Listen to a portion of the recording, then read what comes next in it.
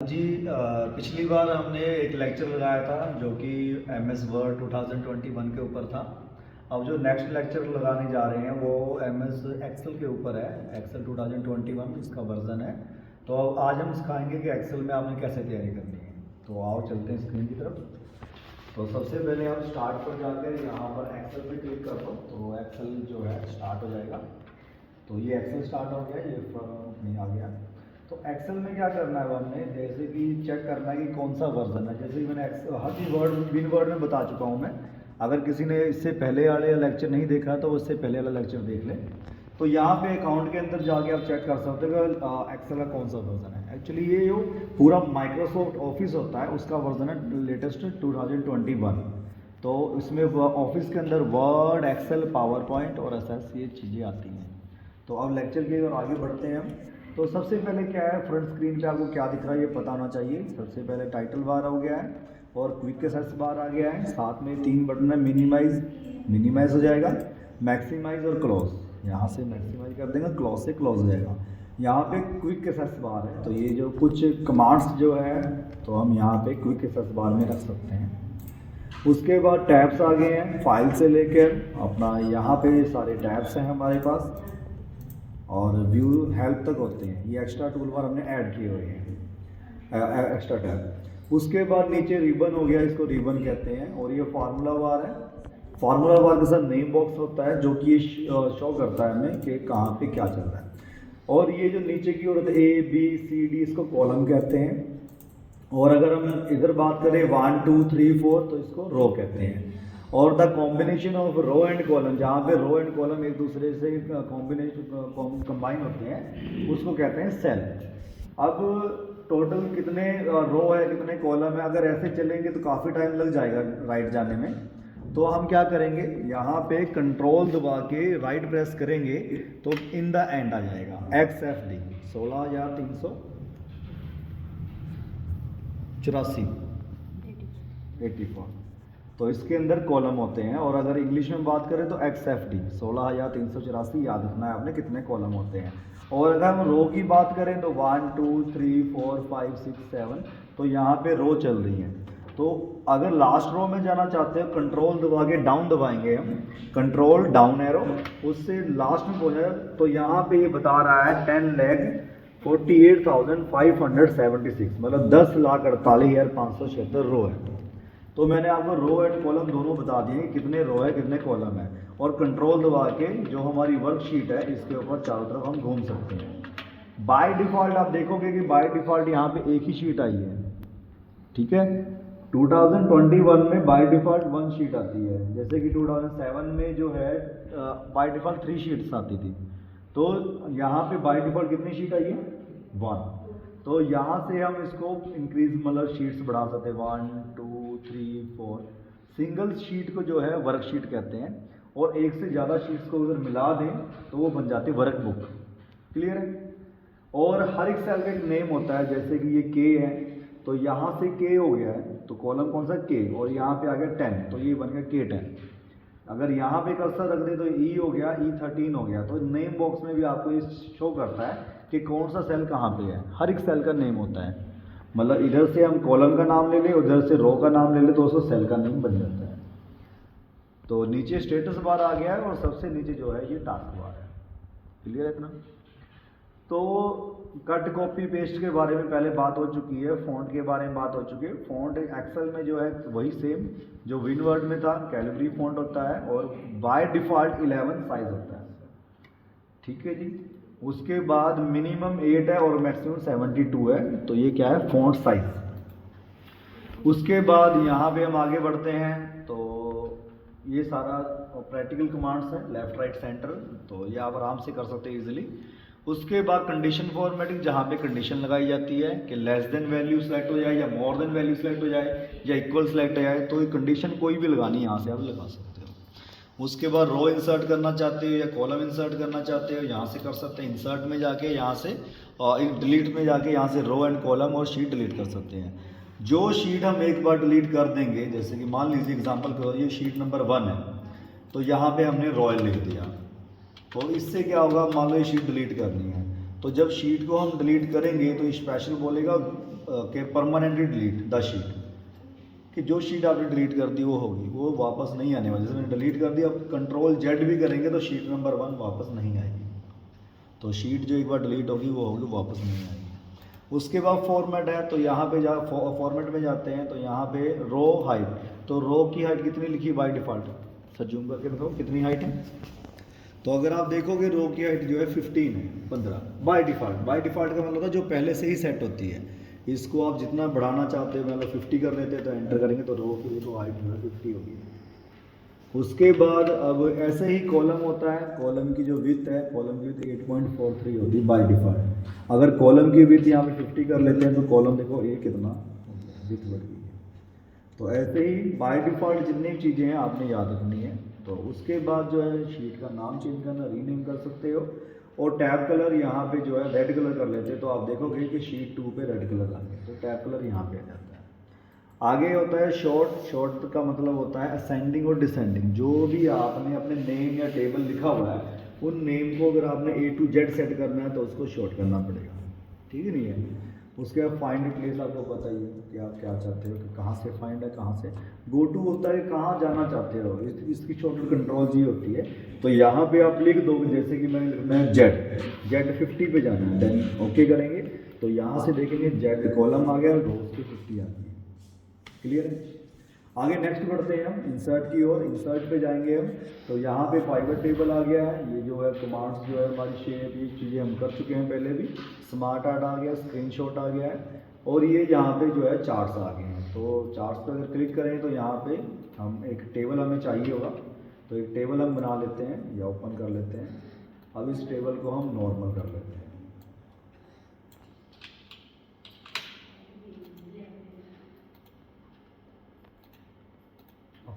तो टेबल हमारे पास आ चुका है। तो अब हम क्या करेंगे कि हमने इसको सेलेक्ट करके इंसर्ट पे जाके यहाँ पे रिकमेंडेड चार्ट, तो ये जो चार्ट दिखा रहे हैं इनमें से आप कोई भी चार्ट ले सकते हो। उसके अलावा यहाँ पे ये चार्ट कॉलम आ गए, ये कॉलम आ गए हैं। उसके बाद यहाँ पे देखें तो ये लाइन आ गए हैं, 2D लाइन। तो यहाँ पे चेक करेंगे तो पाई आ गए हैं। ये सारे टाइप होते हैं चार्ट के, ठीक है। उसके बाद हम आगे बढ़ते हैं, तो यहाँ पे जो है टेक्स्ट है, सिंबल है, तो ऑटोमेटिकली ये चीज़ें हम विनवर्ड में कर चुके हैं, ठीक है कि नहीं है। आगे बढ़ते हैं, तो ये कौन सा टूल टैब था, इंसर्ट टैब। आगे ड्रा आ गया, जिसने ड्राइंग करनी है, ड्राइंग के लिए ड्रा बना हुआ है। आगे आगे पेज लेआउट। अब इसको आपने ज़्यादा फोकस करना पेज लेआउट को, क्योंकि इसमें थीम है। थीम पूरे के पूरी जो शीट है हमारी, उसको ही थीम चेंज की जा सकती है, कलर वगैरह, फॉन्ट वगैरह, इफेक्ट वगैरह। मार्जिन, आपने मार्जिन को देखना है कि मार्जिन बाय डिफ़ॉल्ट जो है एक्सेल के अंदर 0.75 इंच का मार्जिन दिया हुआ है।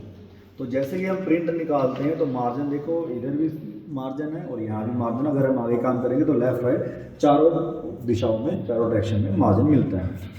तो अगर मार्जिन कम करना है या ज़्यादा करना है, तो आप यहाँ पे जाके कस्टम मार्जिन पे जाके आप अपने अकॉर्डिंग जो है मार्जिन सेट कर देते हैं। 0 कर देते हैं, तो अपने अकॉर्डिंग जो है हमने मार्जिन सेट कर लिया, हमें मार्जिन बिल्कुल नहीं चाहिए। तो इसको हम टेबल को कॉपी कर लेते हैं, यहाँ पे पेस्ट कर देंगे। तो कॉपी की शॉर्टकट होती है कंट्रोल सी करें। उसके बाद पेस्ट करना चाहते हो कंट्रोल V, पेस्ट हो जाएगा। तो कंट्रोल P कर देते हैं प्रिंट के लिए, तो मार्जिन सारा नील हो गया, मार्जिन खत्म हो गया। तो दोबारा अगर मार्जिन देना चाहते हो तो मार्जिन पे जाके इसको जो है नॉर्मल कर देंगे, मार्जिन नॉर्मल हो जाएगा। उसके बाद ये होता है पेज ओरिएंटेशन। तो इसमें क्या होता है, पोर्ट्रेट लैंडस्केप। आपको पहले ही बताया आपको पेज कैसा चाहिए, ठीक है कि नहीं है। पेज अगर ऐसा है तो पोर्ट्रेट कहलाएगा, और ऐसा है तो लैंडस्केप कहलाएगा।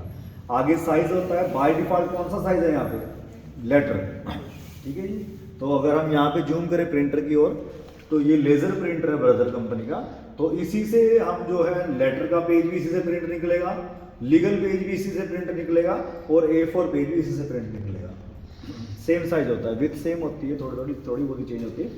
जो लीगल पेपर होता है ये A4 से इसकी हाइट जो है बड़ी होती है, ठीक। आगे प्रिंट एरिया है। प्रिंट एरिया क्या मतलब होता है, मैं कहता हूँ सिर्फ और सिर्फ मैंने ये नेम और इंग्लिश को ही प्रिंट करना चाहता हूँ। तो जब कंट्रोल P करते हैं तो सारा ही आ रहा है, हमने सिर्फ वही चीज़ प्रिंट करनी है जो हमें सेलेक्ट करी है।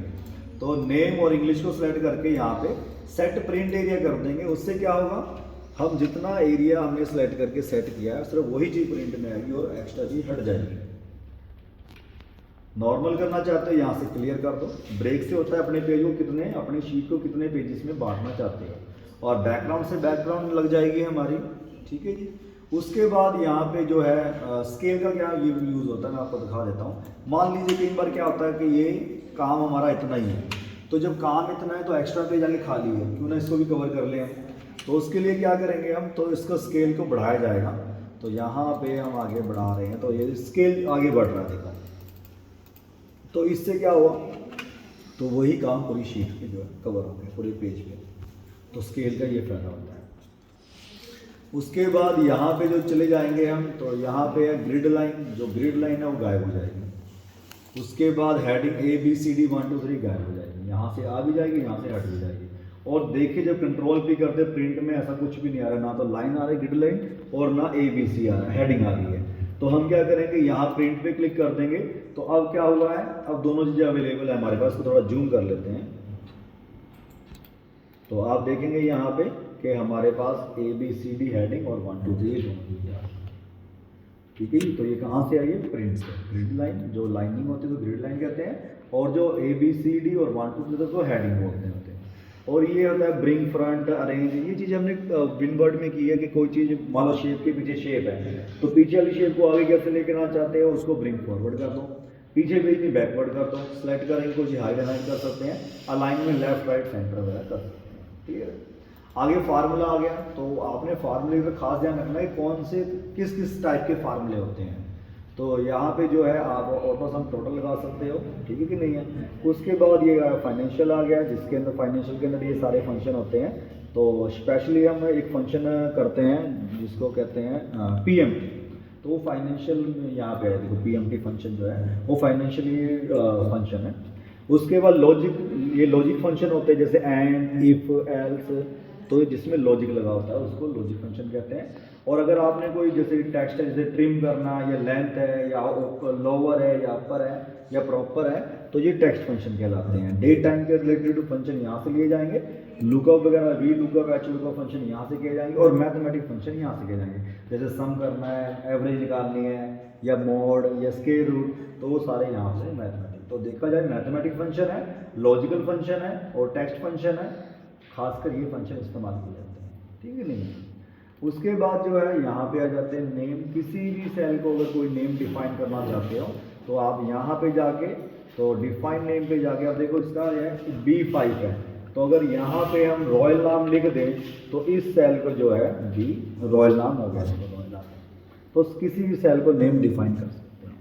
उसके बाद कौन सा टोटल कहाँ पे लगा हुआ है, कैसे, जैसे इक्वल का साइन कर देते हैं। तो मान लीजिए यहाँ इसको प्लस किया इसके साथ, इसको प्लस किया इसके साथ, तो ये टोटल लग गया है। तो हम चेक करना चाहते हैं ये किस किस वैल्यू को हम टोटल है।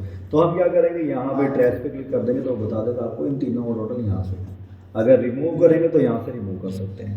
अगर हमने चेक करना है कि यहाँ से इसका टोटल किस में है, तो यहाँ पे ट्रेस डिपेंडेंट करेंगे हम, तो उसका टोटल इसके अंदर है, वो शो कर देगा।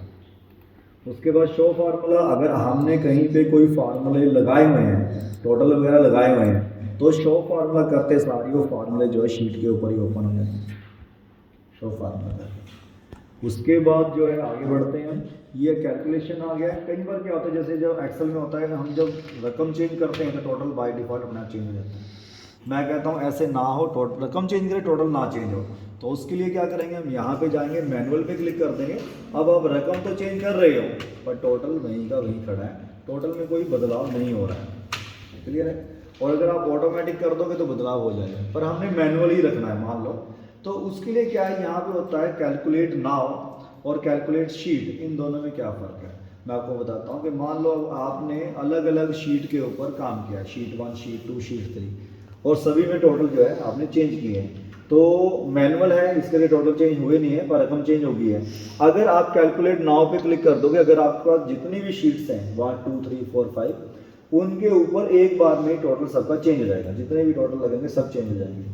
और अगर आप यहाँ पे कैलकुलेट शीट करोगे तो जो आपकी करंट शीट है उसके ऊपर जो है टोटल चेंज हो जाएंगे, और बाकी अदर शीट के ऊपर टोटल वैसे ही रहने हैं जैसे पहले थे, बदलाव नहीं आएगा। ठीक है। अगर पूरी वर्कबुक पे काम करना चाहते हो तो कैलकुलेट नाउ करेंगे, और ओनली अगर वर्कशीट पे काम करनी है, जिस शीट पे हम काम कर रहे हैं, तो यहाँ पे करेंगे। ठीक है, आगे बढ़ते हैं। डाटा, डाटा के अंदर क्या है, तो गेट डाटा आप कहीं से भी, कोई चाहे साइट है, चाहे कोई PDF फाइल है, टेक्स्ट फाइल है, एक्सेल की फाइल है, या कोई डाटाबेस है, या फिर हमारे पास अदर सोर्सेज है, कोई वेब है, तो कहीं से भी डाटा जो है आप गेट कर सकते हो। गेट डाटा का मतलब यही है, कहीं से भी डाटा जो है गेट कर सकते हो। ठीक है, तो डाटा के अंदर कमांड है। तो जो चीज़ें यहाँ पे इन्होंने बताई है, टेक्स्ट हो गया, PDF हो गया, वही चीज़ें यहाँ पे टेक्स्ट, वेब, रेंज, ये सारी बता दी गई है। उसके बाद जो है यहाँ पे शॉर्ट मैंने बता दिया आपको, A to Z, Z to A, ascending order, descending order कर सकते हैं इसको। और फिल्टर में क्या होता है, फिल्टर में आप यहाँ पे फिल्टर लगा सकते हो। फिल्टर से आप जिस की वैल्यू जो है, यहाँ से अनसेलेक्ट कर दे सारे, तो यहाँ से जिस की वैल्यू को सिलेक्ट करोगे आप, सिर्फ उसकी वैल्यू यहाँ पे शो होनी है।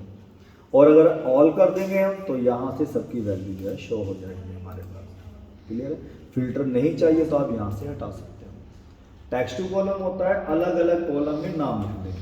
जैसे कि यहाँ पे हमने लिख दिया नी मलिक, अनीश मलिक राज, तो हमने ये नेम सब अलग अलग करने हैं, अलग अलग कॉलम में। तो यहाँ पे हम टेक्स्ट टू कॉलम पे जाएंगे, नेक्स्ट करेंगे इसको, देन नेक्स्ट करेंगे, और यहाँ फिनिश कर देंगे। तो आप देख रहे हो सब नेम जो अलग अलग कॉलम में। ठीक है, उसके बाद फ्लैश फिल से कोई भी कमांड, जैसे कि यहाँ पे नेम चाहिए हमें, पर चाहिए स्मॉल लेटर में, तो आपने एक नेम लिखना है। तो यहाँ पे हमने ये लिखा है बाबुल, तो बाबुल टाइप कर दिया। तो जैसे स्मॉल लेटर में लिखा है, अब फ्लैश फिल करते सार क्या होगा, जितने भी नेम है वो सारे यहाँ पे आ जाएंगे, जो हमने फॉर्मेट सेट किया है, जो केस हमने सेट किया उसी के हिसाब से सेट हो जाएंगे। स्मॉल लेटर लेंगे तो स्मॉल हो जाएंगे, कैपिटल करेंगे तो कैपिटल हो जाएंगे, फर्स्ट टाइटल बड़ा, फर्स्ट कैरेक्टर बड़ा करेंगे तो फर्स्ट जो है कैरेक्टर बड़ा हो जाएगा सभी का। उसके बाद रिमूव डुप्लीकेट, अगर कोई वैल्यू डुप्लीकेट है तो वो रिमूव हो जाएगी। डाटा वैलिडेशन, किसी एरिया में, किसी जगह पे स्पेशल आपने कोई वैल्यू सेट करनी है, कोई कंट्रोल सेट करना है कि मैं यहाँ पे इतने से इतने वैल्यू सेट कर सकूँ, तो डाटा वैलिडेशन में जाएंगे। तो यहाँ पे लिखा है एनी वैल्यू, इस पे होल नंबर करेंगे हम, between, not between, equal to, not equal to, greater than, less than, आपको पता है। तो मैंने यहाँ पे सेट कर दिया कि मिनिमम वैल्यू मुझे चाहिए 5, इस एरिया के अंदर कम से कम 5, और ज़्यादा से ज़्यादा 50 लिख सकूँ। देन ओके, कोई मैसेज देना चाहते हो तो आप यहाँ पे मैसेज दे भी सकते हो, नहीं देना तो इट्स ओके, चल जाएगा। देन ओके, तो यहाँ पे हम 5 करते हैं, ओके, 45 ओके, 50 ओके।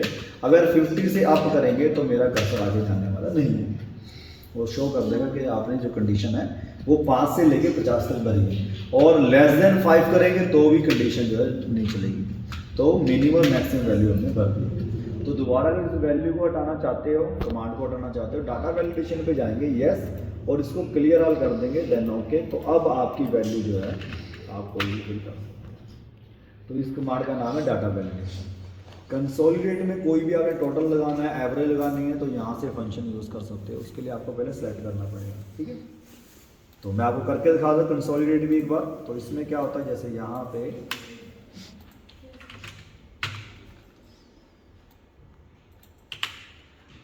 गए हम, तो यहाँ पे हमें चाहिए टोटल, और यहाँ पे एवरेज, यहाँ पे मैक्सिमम, और यहाँ पे मिनिमम। तो इससे क्या होगा कि एक बार हम सेलेक्ट कर लेंगे, पहले यहाँ पे टोटल के लिए कर्सर रखेंगे, कंसोलिडेट। तो सबसे पहले इसको रेफरेंस देंगे, पहले इसको ऐड करेंगे अप टू डाउन, फिर इसको सेलेक्ट करेंगे सी कॉलम को, और फिर अगेन डी को सेलेक्ट बराबर ही करना है, कम ज़्यादा नहीं करना आपने। तो जितना फर्स्ट कॉलम सेलेक्ट किया सारे कॉलम उतने ही सेट करने हैं, देन ओके, देन ओके। तो इससे क्या होगा, ओके करेंगे, टोटल आ गया। अब ऐड हो चुके हैं, ऑलरेडी हमारे पास वैल्यू एडेड है, तो हमने सिर्फ फंक्शन चेंज करना है और उसको ओके कर देना है, हो जाएगा। अब मैक्सिमम वैल्यू चेक करना चाहते हैं तो यहाँ पे जाएंगे हम, तो मैक्सिमम वैल्यू पे क्लिक करेंगे, देन ओके मैक्सिमम। इसी तरह से अगर मिनिमम करना चाहते हैं तो यहाँ पे जाएंगे, इसको मिनिमम कर देंगे। तो ये इम्पोर्टेंट कमांड है। उसके बाद व्हाट इज एनालाइज, तो इसमें क्या होता है, सिनेरियो और गोल सी कमांड बहुत इंपॉर्टेंट है, एग्जाम में आने के पूरे चांसेस है। तो जैसे सिनेरियो में क्या होता है, तो यहाँ पे सिलेक्ट करेंगे हम अपने नेम को, किसी भी चीज़ को सिलेक्ट कर सकते हो। तो यहाँ पे जाएंगे हम, देन ऐड करेंगे, इसको ए का नाम दे देते हैं, देन ओके। अब इसमें कोई चेंजेस करने की जरूरत नहीं है, इसको ऐसे ही ओके कर देते हैं। फिर ऐड करेंगे, इसको बी का नेम देंगे, देन ओके। तो जितने भी नेम है यहाँ पे सारे को चेंज कर लेंगे।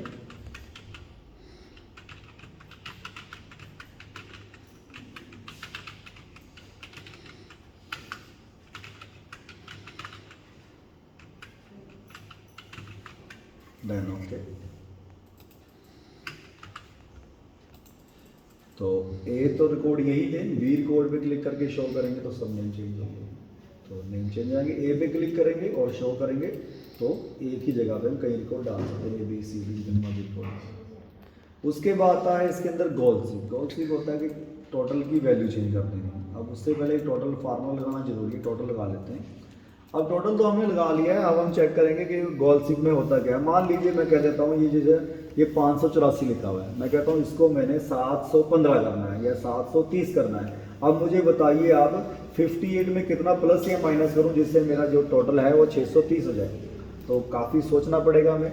इसके लिए ऐसा नहीं, पहले टोटल लगा लीजिए। टोटल लगाने के बाद गोल सीक पे जाओ, टू वैल्यू। इतना ध्यान रखना है कि जो हमने कर्सर रखना है टोटल के ऊपर रखना है, फंक्शन के ऊपर, ठीक है कि नहीं। टू वैल्यू मैं कहता हूँ मेरा टोटल जो है 630 हो जाए। और बाय चेंजिंग सेल कौन सा सेल चाहिएगा, 58। किसी भी सेल के ऊपर आप क्लिक कर दो, देन ओके करो, उसमें इतना बढ़ जाएगा घट जाएगा, टोटल आपको 630 मिल जाएगा।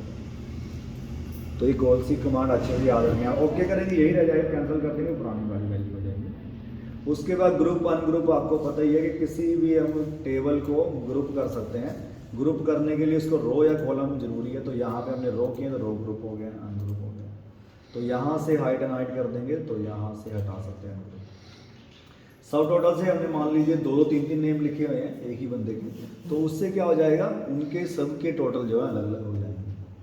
ग्रुप वाइज नेम जो है एक साथ जुड़ जाएंगे सभी। ये सब टोटल होता है, ठीक है, नेम के अकॉर्डिंग। उसके बाद रिव्यू है। रिव्यू में क्या है, spelling and grammar. Spelling grammar करेंगे हम, जैसे कि आप 7 है इसकी शॉर्टकट, पर स्मॉल लेटर में करना है, इतना ध्यान रखना है आपने। उसके बाद थ्रेशर, कोई वर्ड का मीनिंग चेक करना चाहते हो। वर्कबुक स्टैटिक, इसमें कितनी शीट्स ली है आपने, कितना डाटा जो भी है उसका एनालाइज करके बता देगा आपको ये कि कितने टेबल है, कितने रो है, कितने कॉलम जो आपने यूज़ किए हैं। उसके बाद चेकएबिलिटी, ये चेक करता है कोई ओटा शेप में आपने एल टेक्स दिया है कि नहीं दिया है। लुकअप चेक करेगा वैल्यू आपकी कहाँ कहाँ पे कौन कौन सी वैल्यू है। अपना ट्रांसलेट ऑनलाइन कमांड है कि जो भी आप यहाँ पे लिखोगे, जैसे मान लीजिए गॉड इज वन, तो ये आपको जो है वन, तो ये आपको बता देगा भगवान है जैसे जैसे, ठीक है। तो आप कॉपी पेस्ट भी कर सकते हो। तो ये पूरे के पूरे को क्या करेगा, ट्रांसलेट कर देगा आपको। उसके बाद कमेंट दे सकते हैं, किसी भी सेल के ऊपर कोई कमेंट देना चाहते हो यहाँ से कमेंट दे सकते हैं। उसको डिलीट करना है या एडिट करना है तो delete, edit, next, hide, unhide यहाँ से कर सकते हैं। उसके बाद प्रोटेक्ट शीट, शीट के ऊपर पासवर्ड लगाना है, कोई हमारी शीट पे काम ना कर सके तो यहाँ पे लगाएंगे हम पासवर्ड 1 2 3। देन अगेन जब पासवर्ड लगाते हैं तो 2 बार लगाना होता है 1 2 3। तो इससे क्या होगा, शीट के ऊपर फाइल प्रोटेक्ट हो जाएगी, कोई काम नहीं कर पाएगा। पर ये पासवर्ड ओपन के टाइम नहीं पूछेगा, ये सिर्फ प्रोटेक्ट शीट की है, फाइल ओपन हो जाएगी। तो यहाँ से जाएंगे हम प्रोटेक्ट, दोबारा अगेन वही पासवर्ड भरेंगे तो फाइल जो है अनप्रोटेक्ट होगी है, काम कर सकते हैं। प्रोटेक्ट वर्कबुक है, यहाँ पे जो वर्कबुक पे हम लगाएंगे पासवर्ड 1 2 3, देन अगेन 1 2 3। इससे काम तो होगा पर हमारी शीट को राइट क्लिक करके यहाँ पे ना कोई इंसर्ट कर सकता है, ना डिलीट कर सकता है, ना नहीं, ये कमांड जो है बंद हो जाएगी बस। तो यहाँ पे जाएंगे, पासवर्ड अगेन दोबारा भर देंगे, हट जाएगा ये। उसके बाद नेक्स्ट आगे बढ़ते हैं हम व्यू पे। व्यू में क्या है, जैसे वर्कबुक व्यूज, मतलब अलग अलग तरीके से हम वर्कबुक को अपनी फाइल को देख सकते हैं। जैसे नॉर्मल, सबसे पहले कौन सा पेज है, बाय डिफॉल्ट नॉर्मल, जिस पे हम काम कर रहे हैं। पेज ब्रेक पर व्यू, कहाँ कहाँ पे कौन कौन सा पेज इस्तेमाल किया गया है वो आपको यहाँ पे शो कर देगा कि पहला पेज कहाँ है, दूसरा पेज कहाँ है, थर्ड पेज कहाँ है, तो वो आप यहाँ पे देख सकते हो। आगे होता है पेज लेआउट। पेज है जैसे विनवर्ड का पेज होता है, सिंपल पेज वाइज दिखाएगा। प्रिंट तो पेज वाइज ही होना है, ठीक है नहीं है। तो काम जो है हम नॉर्मल में करते हैं और जो है चेक करते हैं यहाँ पे। आगे कस्टम व्यू होता है, लाइक बुक मार्क। जैसे कि आपने कस्टम व्यू में क्या है, इसको सेलेक्ट कर लिया हमने, कस्टम व्यू में गए, इसको ऐड करेंगे तो इसको ए नेम दे दिया है। फिर हमने कोई और कॉलम सेलेक्ट कर लिया है, कस्टम व्यू में गए, ऐड करेंगे, इसको बी नेम दे दिया। ऐसे ही आप सी डी ई जितने मर्जी ऐड कर लो। फायदा क्या हुआ, मान लो आपका कर्सर कहीं भी है तो आपने ए पर जाना है, तो आप क्या करोगे, कस्टम व्यू ए पे जाके शो कर दोगे तो ए सिलेक्ट हो जाएगा, अगर आप बी करोगे तो बी सिलेक्ट हो जाएगा। आगे यहाँ से फार्मूला बार हटा सकते हैं, यहाँ से ऐसे ये सारा कुछ क्रैक कर दिया है, फार्मूला बार आ गया है, यहाँ पे ग्रिड लाइन आ गई है और यहाँ पे हेडिंग आ गई है, तो यहाँ से लगा भी सकते हैं और हटा भी सकते हैं। जूम आपको पता ही है कि जूम हम यहाँ पे, अब यहाँ पे कस्टम लिखा हुआ है, अगर आपको यहाँ से 25, 50 या 75 चाहिए तो आप ले सकते हो। अगर आपने अपनी मर्जी से फिल करना है तो मैंने 1 करके देखता हूँ कि मिनिमम मैक्सिमम कितना है। तो एक्सेल के अंदर मिनिमम जो है वो 10 है, मतलब जूम पेज का जूम साइज की बात कर रहे हैं, और मैक्सिमम 400 है। अगर यही चीज़ हम विनवर्ड में देखेंगे तो वहाँ पे मिनिमम 10 नहीं है और मैक्सिमम 500, ठीक है जी। तो अगर हमने 400 चेक कर लिया तो आपने यहाँ पे 250 फिल कर दिया, देन एंटर, तो उतना ही 250 जूमिंग हो जाएगी। और इसको हम यहाँ पे 100% कर दें, नॉर्मल हो जाएगा। न्यू विंडो होती है, जैसे इस फाइल को हम सेव कर देते हैं, इस फाइल को हमने रॉयल के नाम से सेव कर दिया है, एंटर। तो यहाँ पे न्यू विंडो करेंगे तो रॉयल, ऊपर देखो रॉयल 2 आ गया है, फिर व्यू में जाएंगे, यहाँ पे न्यू विंडो रॉयल 3 हो गया है और यहाँ पे रॉयल 4 हो गया। तो ये विंडो है क्या आखिरकार, तो यहाँ पे नीचे देखेंगे हम तो आप देखो रॉयल 1, रॉयल 2, रॉयल 3, रॉयल 4, ये विंडो कहलाती है। अलग अलग विंडो बन जाती है, ठीक है, नहीं है वैसे फाइल एक ही है, वो आपको सिर्फ विंडो अलग अलग दिखाएंगे। उसके बाद अरेंज आज जितने भी फाइलें आपने ओपन की हुई है, जितनी विंडो ओपन की है वो सभी आपके सामने आ जानी है। जिस विंडो पे काम करना चाहते हैं उस पर क्लिक करके उसको बड़ा कर सकते हैं। उसके बाद हाइड कर सकते हैं, अनहाइड कर सकते हैं, फ्रीज कर सकते हैं। जैसे कि फ्रीज में क्या है, मैं कहता हूँ मेरा जो ये कॉलम है, ये टेबल है, ये यहीं पे रहना चाहिए, कर्सर चाहे जहाँ कहीं भी रहे, तो आप इसको फ्रीज कर दो। अगर रो करेंगे तो रो फ्रीज है, कॉलम करेंगे तो कॉलम फ्रीज जाएंगे। अगर हम रो एंड कॉलम दोनों फ्रीज कर देंगे तो यहाँ पे क्लिक करेंगे, इससे क्या होगा कि जो है देखो जी वहीं पे है, आगे कॉलम बढ़ रहे हैं, और अगर इधर देखें हम नीचे तो 10 वहीं पे है और नीचे रो जो है बढ़ रही है। ये हमने जो है पूरा टेबल फ्रीज कर दिया। अगर नॉर्मल करना चाहते हो तो इसको सेलेक्ट करेंगे हम, इसको अनफ्रीज कर देंगे, यहाँ से हट जाएगा। स्पिलिट से हमारा जो है ये जो शीट है, टेबल है हमारा, वो अलग अलग भागों में बट जाएगा।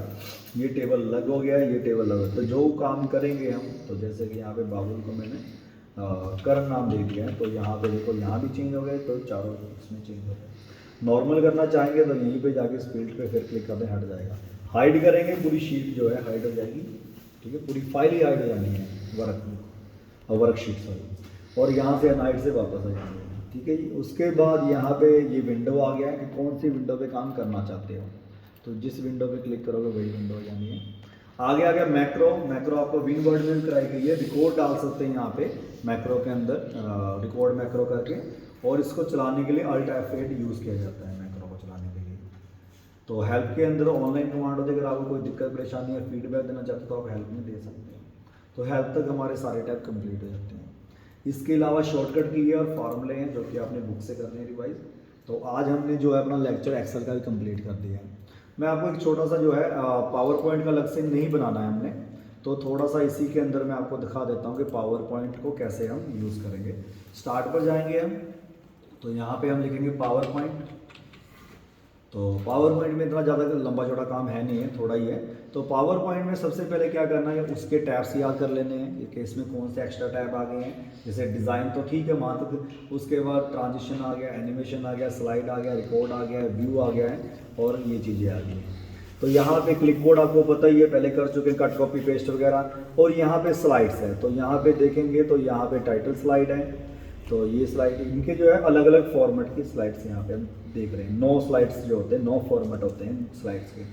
और लेआउट अगर आप जो करंट आपके पास है तो इसको आप किसी भी लेआउट में चेंज कर सकते हो। तो अब बोल्ड टैग अंडरलाइन आपको पता है सारा, विनवर्ड की कमांड से। इंसर्ट में भी सारा आ गया। तो पावर पॉइंट में हमने जो एनिमेशन देने, पावर पॉइंट का काम क्या होता है, इसमें जो है प्रेजेंटेशन बन जाती है। जैसे कि मान लीजिए हमने अपने प्रोडक्ट के क्या क्या फ़ायदे हैं, क्या उसके यूज़ करने के तरीके हैं, उसको बाकायदा हमने आधे घंटे का लेक्चर लगाना है।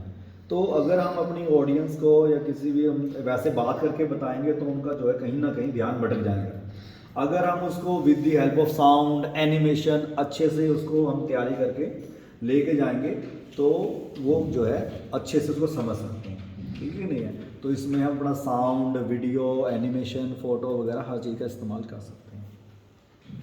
तो यहाँ पे पिक्चर वगैरह सारा कुछ, शेप वगैरह, 3D वगैरह, ये सारा कुछ हम पहले ऑलरेडी कर चुके हैं। उसके बाद ड्रॉ वही है, डिज़ाइन वही है, डिज़ाइन में यहाँ पे बैकग्राउंड इफेक्ट वगैरह दे सकते हैं कोई भी। उसके बाद यहाँ पे आ गया ट्रांजिशन, आ गया बैकग्राउंड को जो एनिमेशन दिए जाते हैं ट्रांजिशन से दिए जाते हैं। और जो हमारे टेक्स्ट है या हमारी ऑटो शेप है, लाइनिंग है, अंदर कुछ भी है तो उसको एनिमेशन यहाँ से दिया जाएगा, ठीक है। उसके बाद स्लाइड शो है, स्लाइड शो में जो है यहाँ से अगर हमने अपनी स्लाइड को प्रीव्यू करना है तो यहाँ पे लिखा हुआ है फ्रॉम बिगनिंग, तो देखेंगे F5, मतलब स्क्रीन को चलाने के लिए F5 इस्तेमाल किया जाता है। और अगर आपने जहाँ पे मान लो आप बीच में से कहीं से चलाना चाहते हो तो शिफ्ट F5 करोगे तो जो आपने करंट स्लाइड सेलेक्ट की होगी वो वहीं से रन हो जाएगी। कस्टम व्यू से जैसे बुक मार्क है, आप इसमें अपने अकॉर्डिंग पहले ये सेट करो फिर ये सेट करो, तो जो जो आप ऑर्डर सेट करोगे उसी ऑर्डर में आपकी स्क्रीन में स्लाइड में रन करना है। और यहाँ पे रिहर्स टाइमिंग है, मान लीजिए आपने जो है बार बार क्लिक करके नहीं चलाना चाहते हो तो आप अपनी जो पावर पॉइंट की स्लाइड है, जो प्रेजेंटेशन है आपकी, उसको आप रिहर्स टाइमिंग से एक बार टाइमिंग लगा दोगे तो टाइमिंग का फ़ायदा ये होगा आपको क्लिक करने की ज़रूरत नहीं पड़ेगी, ऑटोमेटिकली बाय डिफ़ॉल्ट जो है वो अपने आप रन होती चली जाएगी जैसे आपने टाइमिंग फिल की होगी। उसके बाद रिकॉर्ड है, रिव्यू है, व्यू है, ये सब कुछ वैसे ही है जैसे हमने पहले आपको बताया।